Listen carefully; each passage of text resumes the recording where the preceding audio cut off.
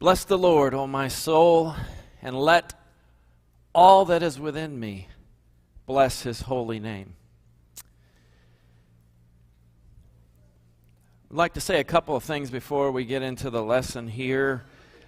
Being a patriotic American, I rejoice along, I think, with all the rest of you, surely, over the historic precedent now set with the declaration of Juneteenth as a federal holiday that was passed by Congress and signed into law by President Biden. And it's a big deal because it was just yesterday then was the first time it was observed federally. I didn't realize that it was already a state holiday in Texas for 20 years and has been celebrated mainly in the African American community, but in different places in the South in different ways. But now it's being acknowledged at the federal level.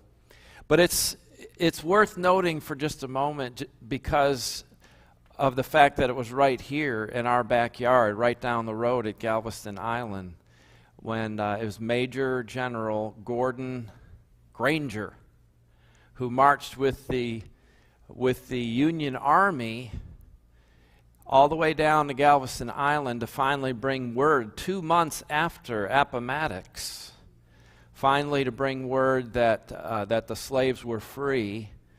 And in fact, Bernard was telling me how exciting it was as they marched through the streets. He was, but they, it never gets old. But there was great joy as the announcement was made of the liberation of the slaves, as the news came to this area and through this area right down to the island.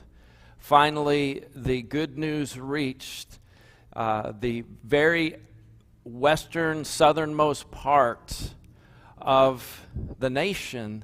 And so obviously it was a time of great joy and a time of great celebration, and I can't help but think of how we have joy and we celebrate our liberation as well from our sins through the suffering of the Son of God by his death and his resurrection, that we have been liberated, and that we take the message, this good news of great joy to the world as well, that we have been set free, that we have been liberated. So I think this is a good thing. And also, of course, Father's Day is a good thing.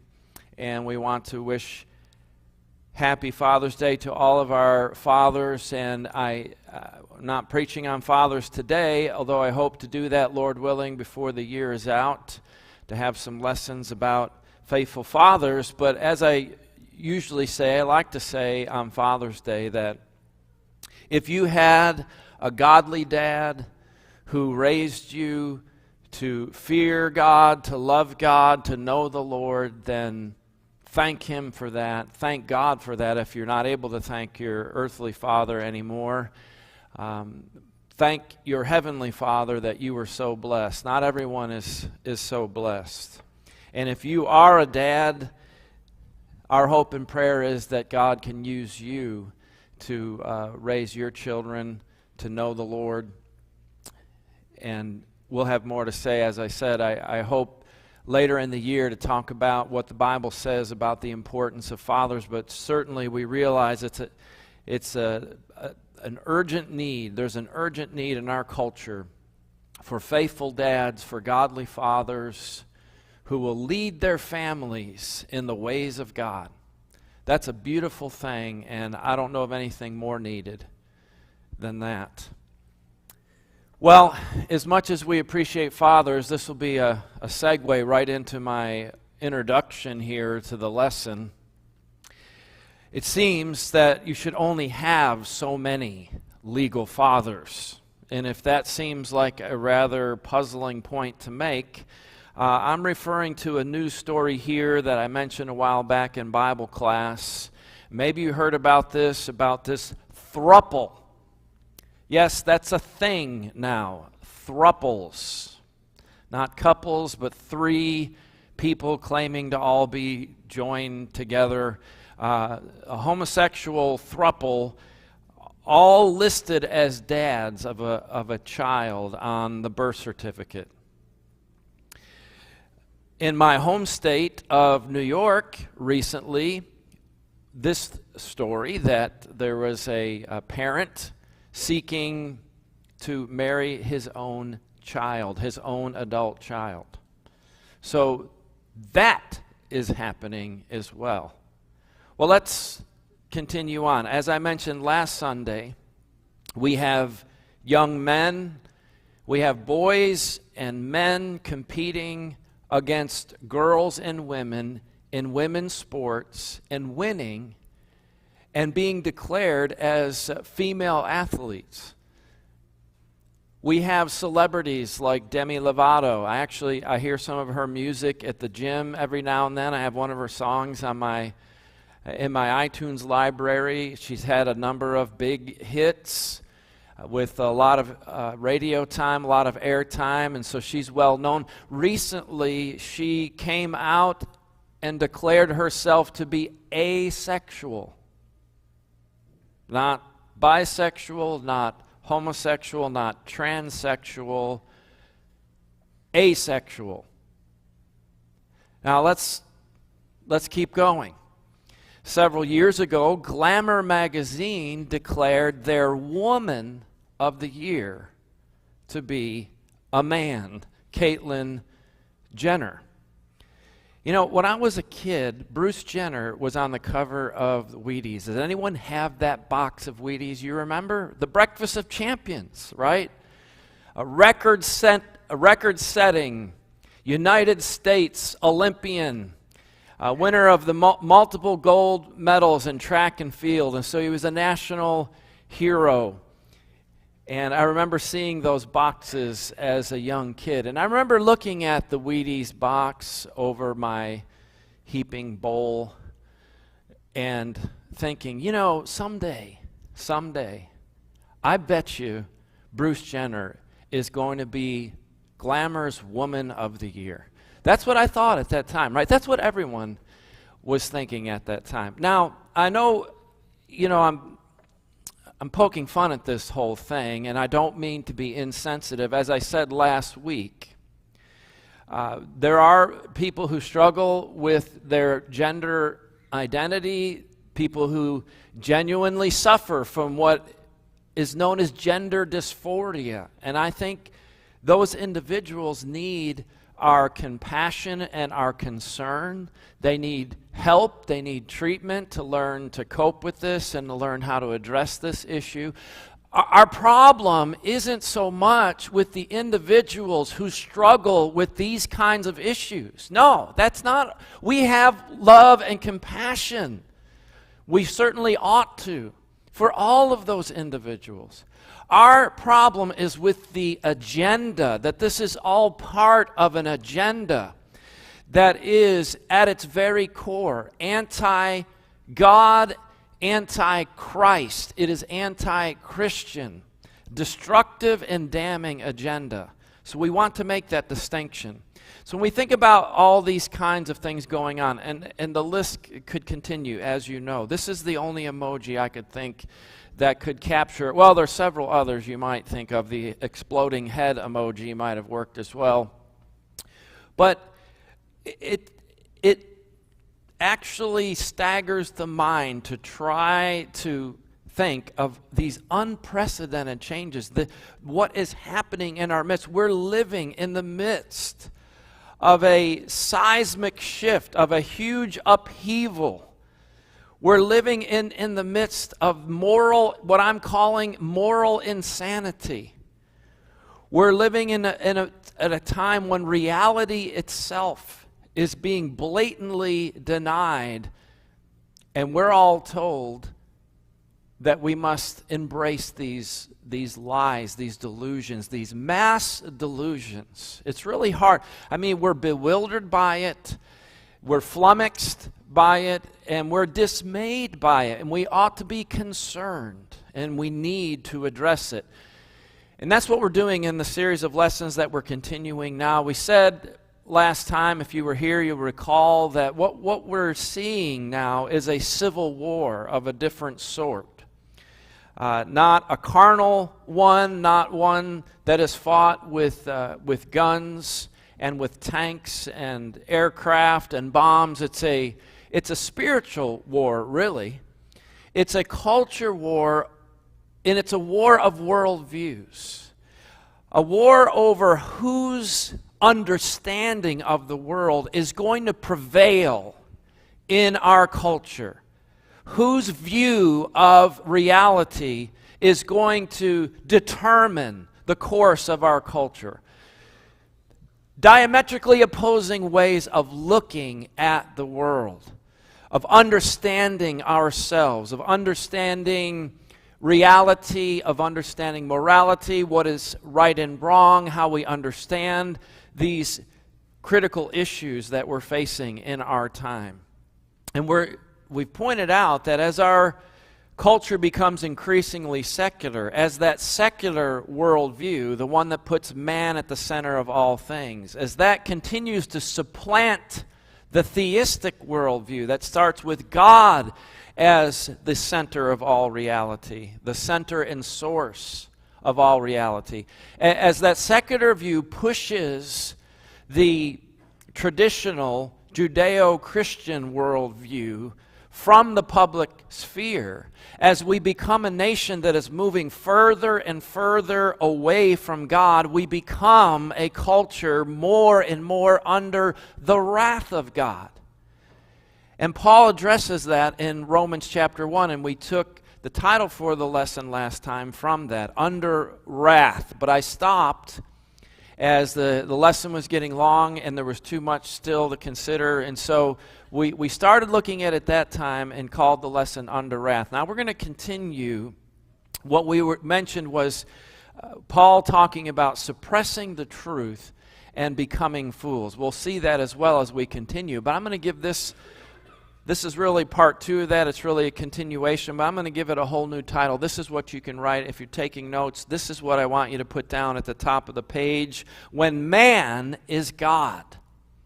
When man is God. See it there in your mind, and you'll see what I mean as we proceed, as we continue to where we left off. I just want to remind you that the text we're looking at is in Romans chapter 1, where Paul tells us the good news, the gospel of Jesus Christ, that we can be made right with God through the Son of God, through the suffering and resurrection of Jesus Christ our Lord.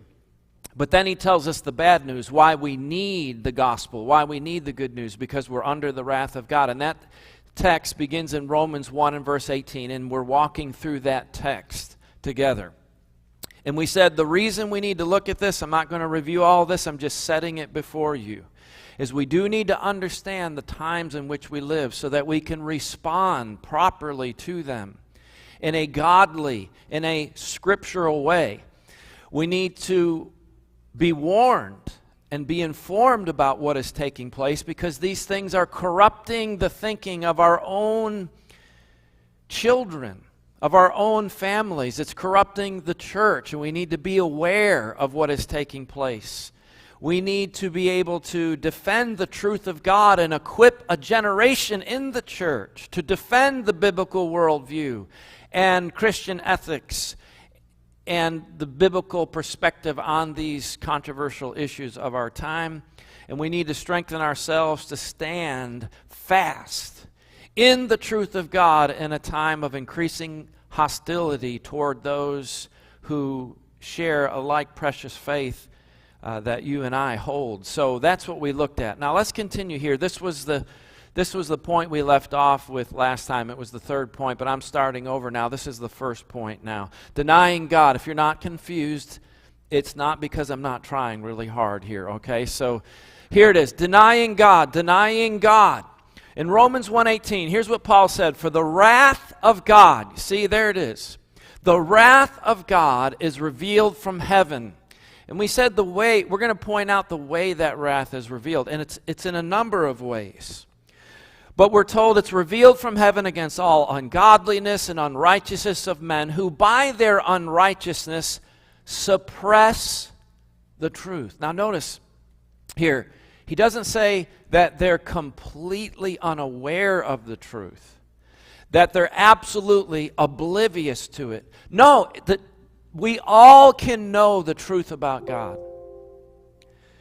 But when we find that truth to be unpalatable, when it goes contrary to the way we wish things were, to the way we want things to be, we can suppress that truth. See, God made us with that ability to both recognize the truth, if we are willing to, if we have good and honest hearts, or to suppress it, to choose to reject it, to choose to bury it. But see, it's not that we can't know it. We suppress the truth. So he says, and this was addressed in a lesson from a few weeks back, for what can be known about God is plain to them, because God has shown it to them. For his invisible attributes, namely his eternal power and divine nature, have been clearly perceived ever since the creation of the world and the things that have been made, so that they are without excuse. Now that was the title of the lesson from a few weeks ago, where we said that God has made himself known. He has both hidden himself in one sense and revealed himself in another, so that there's no excuse for not coming to understand that God is real.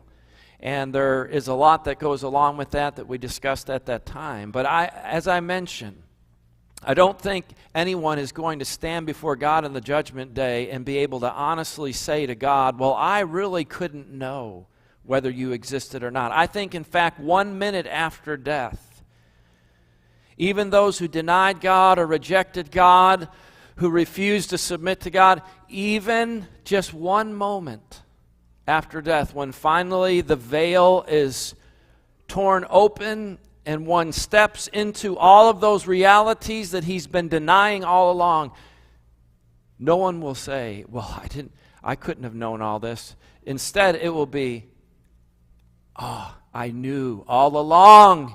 I knew all along, but I just wouldn't accept it. You see, there's no excuse. So they are without excuse. For, he says, although they knew God, they did not honor him as God or give thanks.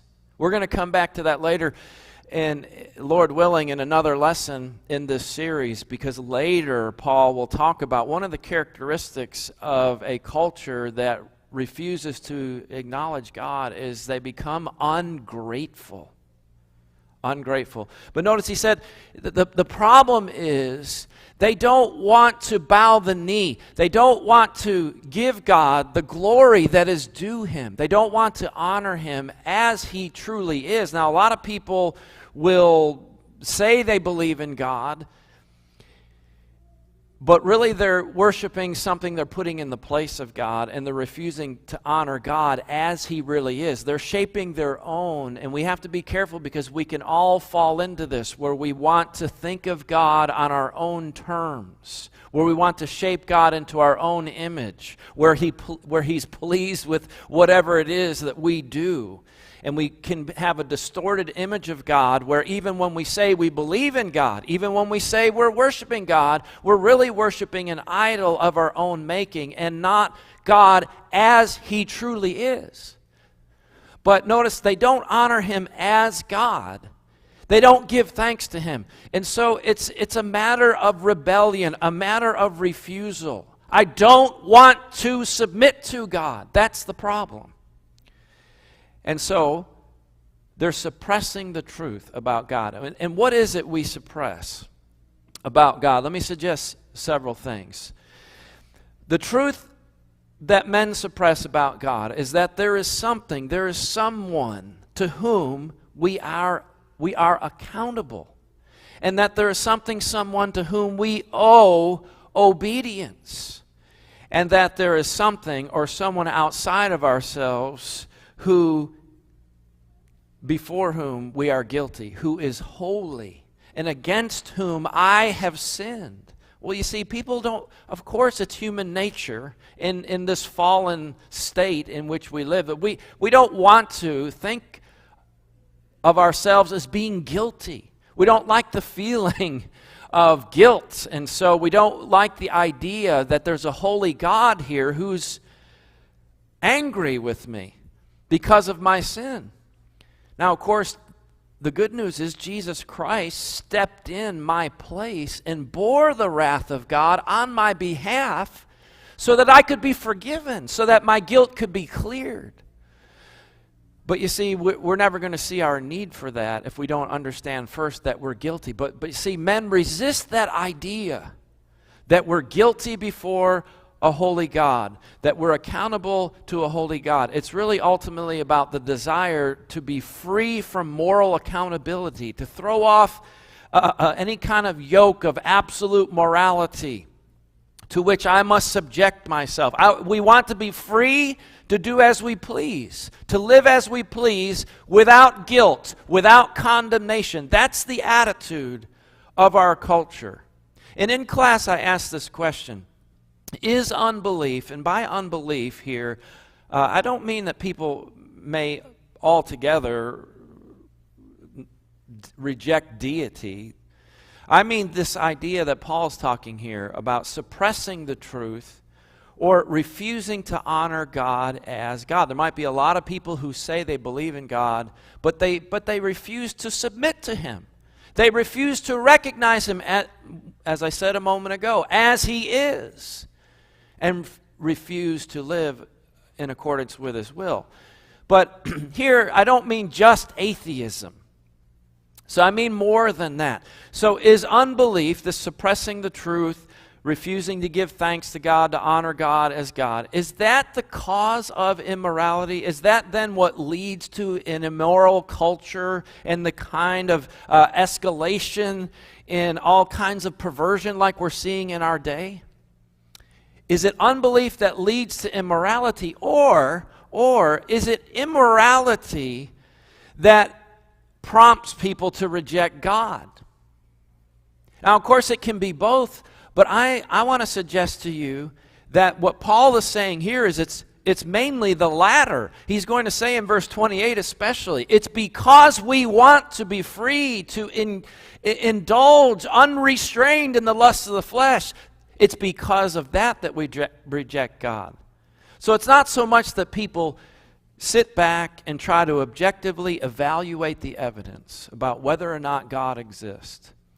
And then having carefully considered all the evidence and having wrestled with it, and then having reached the conclusion there is no God, then they go out and live as they please and engage in immorality.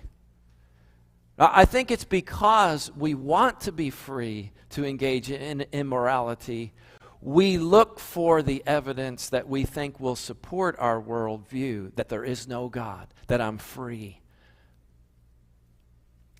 And so another way to ask the same question, is immorality the cause of or the consequence of unbelief? I'm saying that really what Paul's emphasizing here is the desire to be unrestrained by any moral standard outside of ourselves. That's really why people refuse to believe in God. Not because there's not enough evidence. That's what Paul said here. No, he's made himself known. The invisible things of God are clearly perceived through the things that are made. The evidence is there. But it's people do not want to believe, you see. And so that's why. That's the correct perspective I think we need to take. Now, so what happens then when we deny God? We become fools, Paul goes on to say. Look what he says. For although they knew God, they did not honor Him as God or give thanks to Him, but they became futile in their thinking. Their foolish hearts were darkened. Look at this language. I mean, this is a very sober situation that Paul is describing here. Their foolish hearts were darkened, claiming to be wise. I don't know of a statement in the Bible that better captures the mentality of our day. Claiming to be wise, they became fools. Claiming to be wise. Thinking they knew better. They actually ended up being fools. And so this foolishness here, it's not just foolishness in the sense of silliness or stupidity, but of what's dangerous.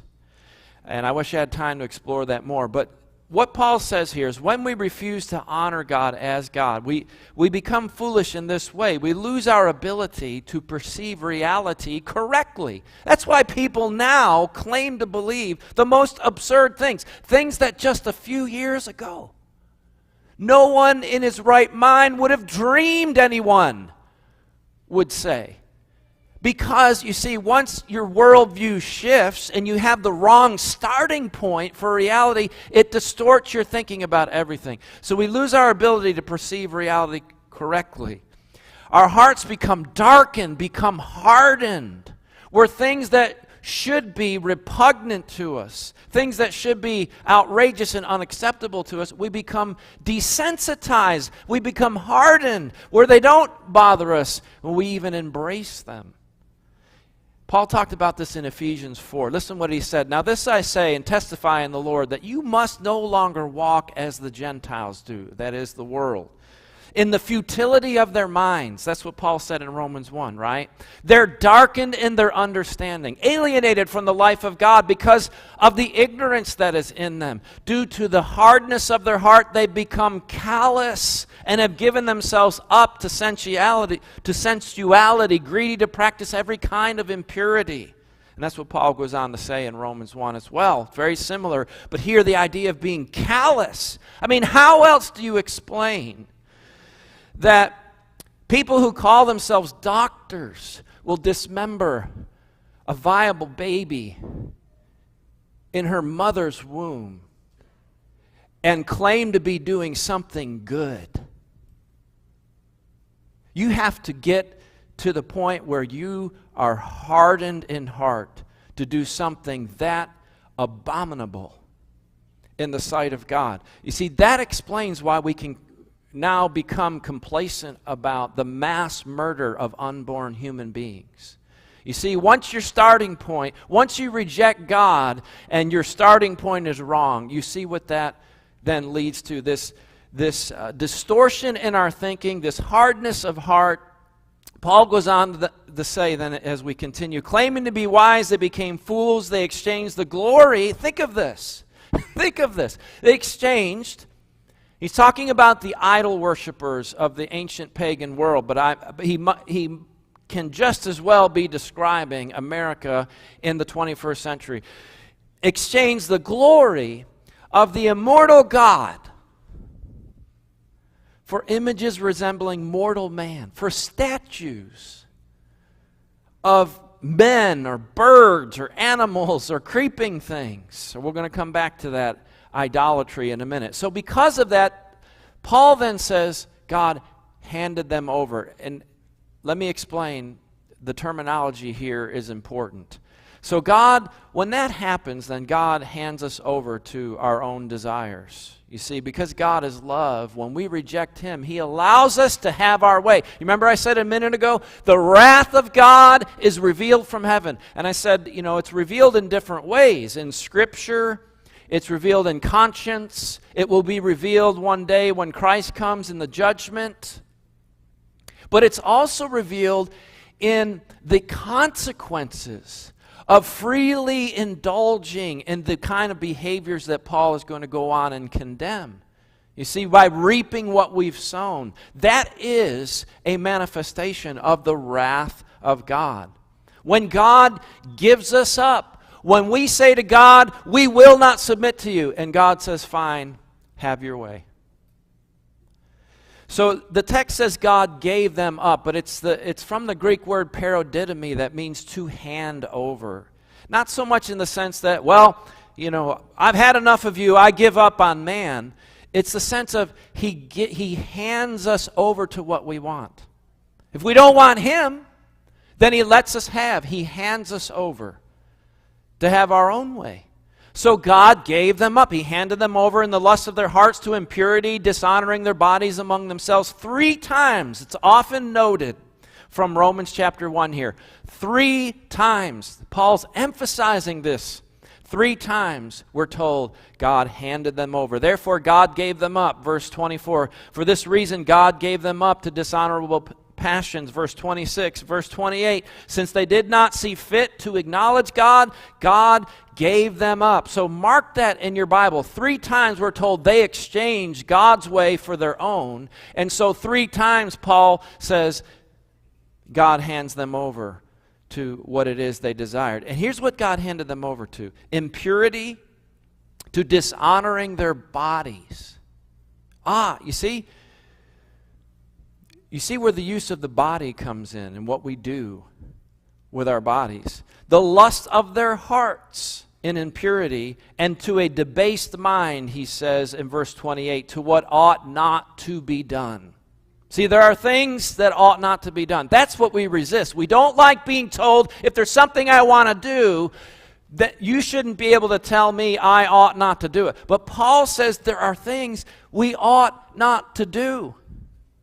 We're not just free to do whatever we please with our bodies, dishonoring our bodies to impurity. Our bodies were designed by God. They reflect His image. We're to use them as God designed. You know, we hear so often in the promotion of abortion, in the pro-abortion movement, they'll say, the women will say, it's my body, my choice. See, it's my body, I can do whatever I please with my body. And of course, we need to point out that what is in the uterus of a pregnant woman is not her body. It's another body of another human being.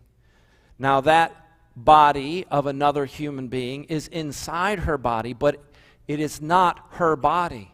Connected to her body, but it is not her body.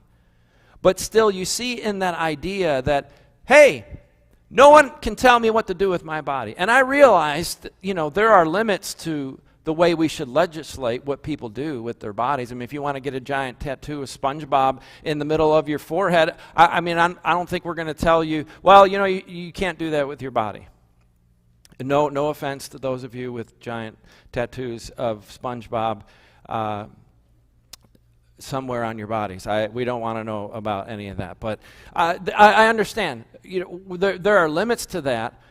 But this idea that the use of our body, that we should be free in an absolute sense to do whatever we want with our bodies.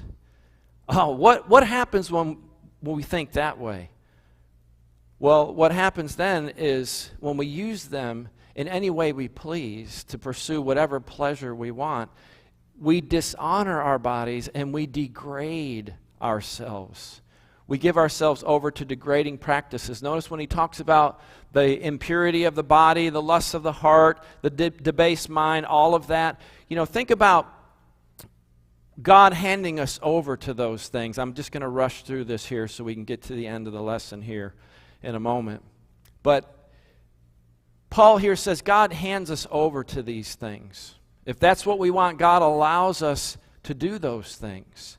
And think about what controls us, whether the higher impulses of reason and the will submitting to God, to the will of God, and the revelation of God and God's morality that stems from the very character of God, or when we just give ourselves over to whatever we desire, whatever desires of the flesh, whatever pleasure that we want to pursue. Well, Paul's talking about here, when we give ourselves over and God hands us over to the lusts of the flesh and the mind, that's what we're saying. It distorts our thinking then. We then begin to think, whatever brings me pleasure is good and right. And whatever I want to do, I should be free to do. But see, that's the sense in which our minds become corrupted and our bodies become corrupted as well. But I wanted to get this in. What is it that defines you? I mentioned this in class, but this is very, very important because people think, well, if I have a certain desire, let's say if I struggle with same-sex attraction, unwanted same-sex attraction, or let's say I'm confused about my gender and I feel I'm a man, but I have feelings that make me think I should be a woman. Well, people think, well, if in our culture, in this whole distorted perspective, they think, well, whatever you feel is what you are. And whatever you desire, that's what you are. And that's what we're saying is debasing and degrading and leads to the dehumanizing kind of bondage that Paul is talking about here. I am not my desires. My desires do not define who I am. Another way to say it is my desires do not define me. That is an important point that we need to make when we do battle for the minds and hearts of men about basic morality and the understanding of ourselves and the biblical perspective on our personhood and who we are. There's a lot more we could say about that. But listen, when we insist on doing whatever we please, Paul goes on to say we become enslaved to these degrading practices. So ultimately then, the point being made is the rejection of God, it leads to self and societal destruction. Societal decay. It's hurtful to us individually, but then of course it's destructive to us collectively. That's why we need to care. It's not just, well, hey, whatever you want to do, I guess we should all approve of it, and that's your own business, and that, it doesn't matter how that impacts the rest of us. No, it does matter. It does matter how individual behavior impacts our whole society. It leads to self and societal destruction. Now, this is something we have to emphasize here before we close. The worshiping of the self, because when we refuse to worship God as He is, we don't worship nothing. I know atheists would claim they don't worship anything. There are people, maybe agnostics, people who just consider themselves non-religious and that they're non-worshiping. But really that's not true. When we refuse to worship God, we don't worship nothing because we're made with that impulse, that longing for the transcendent, that need for some kind of purpose, for some kind of guidance, for something that we give allegiance to. So when we deny God that place, we don't worship nothing. We replace God with something else. So that's what Paul says here in Romans 1:24 and 25. Therefore God handed them over, He gave them up in the lust of their hearts. But then he says, because they exchanged the truth about God for a lie. It's not that they rejected the truth about God and believed nothing in its place. They exchanged it for a lie. What is that lie? They worshiped and served the creature rather than the Creator, who is blessed forever. Amen. Then he burst into a doxology. God is worthy of that praise they refuse to give to Him. So they give it to something else. See, when we reject God and refuse to honor Him as God, something is still going to be God to us. Something is still going to reign in our lives. There is still going to be something that drives us and to which we give our allegiance. Now, in the ancient world, it was those idols of creeping things, and he said of birds and animals and creeping things, or of men. In our culture, we don't look around and see temples with statues, and we don't typically go into people's homes and find that they have little idols sitting there that they bow before and burn incense to. The idol we worship in our culture is self. That's why I said when man is God, where now self reigns supreme. Whatever I say goes. Whatever I want, that's all that matters. So we've replaced God with self. Now, we think the idolatry the people at that time engaged in, we look back from our modern perspective in this scientific age, and with all the advanced technology we have, with all of the understanding we have, and we look back at the ignorance of thinking that you could take a tree, and Isaiah talks about this in Isaiah 44. He mocks the idolatry of the pagans, how they'd cut a tree down, use part of it to make a fire and cook dinner, and then with the rest of it they'd make an idol and bow before it and say, "You're my God who has delivered me." And he mocks that idea, and it is something to be mocked. We think it's nonsense, because it is.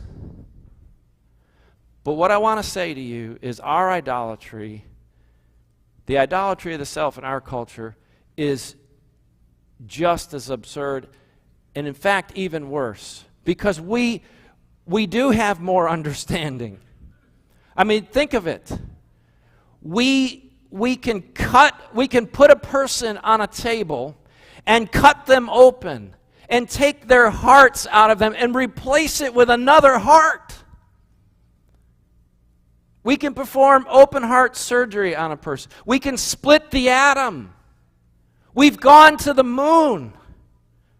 Our own brother, Victor Glover, and other astronauts have been actually orbiting the earth. We think of the staggering technology and advances that we have made, and yet we don't know there are only two genders?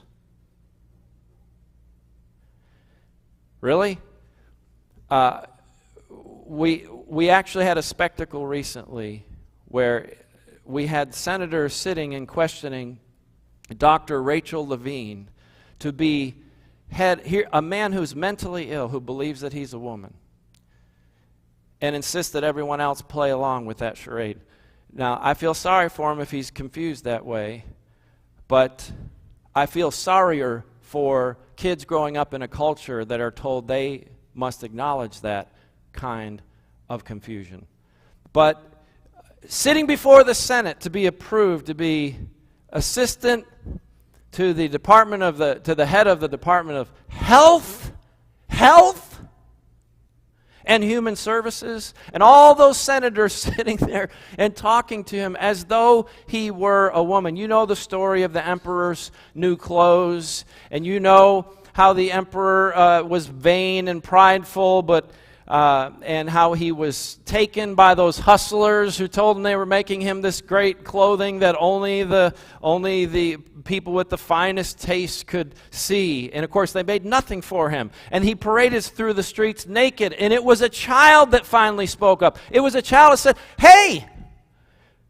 Everyone was playing along as though he were wearing royal attire. And finally a child speaks up and says, "Hey! He's naked." Of course, everybody knew he was naked. But the child didn't know he wasn't supposed to say anything. I know I'm almost done. But listen, this is what we've come to, where we have to have children tell us the emperor has no clothes. You know, this teenager, Jolene Grover, just a few days ago, 14-year-old Virginia girl, addressed the school board of Loudoun County Public Schools in Virginia, because they're letting boys into the girls' locker room, into the girls' bathrooms, in the name of transgender rights. And she said to them, 2 years ago I was told that Policy 1040 was just an umbrella philosophy and you weren't going to allow boys into the girls' locker rooms, but here you are doing just that. She's an 8th grader, speaking to adults, and she said, everyone knows what a boy is, even you. Now, if that's not a kid telling the emperor, announcing to everyone the emperor has no clothes, I don't know what is. She said, now boys are reading erotica in the classroom next to girls, and you want to give them access to girls' locker rooms, and you want to force girls to call those boys she? On and on we could go. But you see, here's what's so disgusting and disturbing about this, is that we're telling this young girl that if the whole school board and if all those in authority want to let boys into her locker room while she's changing, that if she has a problem with it, there's something wrong with her. Not everyone else. She's the one with the problem? Yes. We're raising a generation of children to be made to feel like they're the ones that are wrong, that they're the ones that have something wrong with them, when they simply want to be respected as human beings. This is the madness. We have those in Congress who are referring to mothers as birthing persons, because now we're told, men can have uteruses, men can menstruate, men can have babies. We think those idolaters in the ancient world were ignorant and superstitious and stupid for worshiping idols. And we're saying things like birthing persons, and they're the crazy ones. We will look at a child and we will say that same child a few minutes before birth may be disposed of, it may be dismembered and destroyed and tossed into the garbage, but just a couple of minutes later, if that child is brought out of the womb, well, then it's a human being. That's madness. That's moral insanity. We're the ones steeped in this ignorance, this degrading, this disturbing, this disgusting ignorance. Paul is talking about what a culture looks like that refuses to honor God. We'll move on, and we'll continue this series, Lord willing. But he's showing us our need for God. But as I mentioned last time, we don't go to heaven as a culture. We don't go to hell as a culture. We can go to hell for contributing to cultural decline by embracing these evil ideologies. But we're going to give account individually. We need to look at this and understand our own need for God. I need to understand my need for the gospel of Jesus Christ, and that I can be put right with him if I will respond to the love shown to me by our God in Jesus Christ. And that I must do that you must do that. And the good news is you can do that, and we want to help you do that. And if we can't help you with that, if you want to respond, let us know. Come, let's stand and let's sing this song together.